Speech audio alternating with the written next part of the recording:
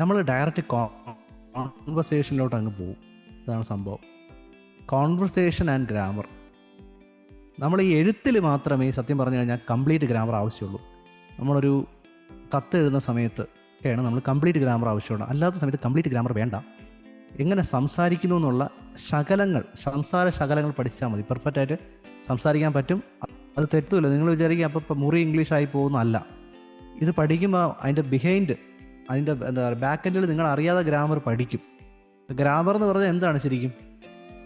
What is grammar? Grammar എന്ന് പറഞ്ഞാൽ repeated ആയിട്ട് നമ്മൾ സംസാരിക്കുന്ന കാര്യങ്ങൾ അക്സെപ്റ്റ് ചെയ്ത പാറ്റേൺസാണ് ഗ്രാമർ എന്ന് പറയുന്നത്. ഇപ്പോൾ മലയാള ഗ്രാമർ എന്ന് പറഞ്ഞാൽ പണ്ട് മലയാള പണ്ഡിതന്മാർ റിപ്പീറ്റഡ് ആയിട്ട്, അതായത് എഡ്യൂക്കേറ്റഡ് ആയിട്ടുള്ള ആൾക്കാർ റിപ്പീറ്റഡ് ആയിട്ട് സംസാരിക്കുന്നതാണ് പിന്നെ ഗ്രാമറായി മാറുന്നത്. മനുഷ്യനല്ലേ ഗ്രേറ്റ്, അതേപോലല്ലോ. അപ്പോൾ ലണ്ടനിലെ എഡ്യൂക്കേറ്റഡ് നേറ്റീവ്സ് റിപ്പീറ്റഡ് ആയിട്ട് സംസാരിച്ചുകൊണ്ടിരുന്ന പാറ്റേൺസാണ് ഗ്രാമർ.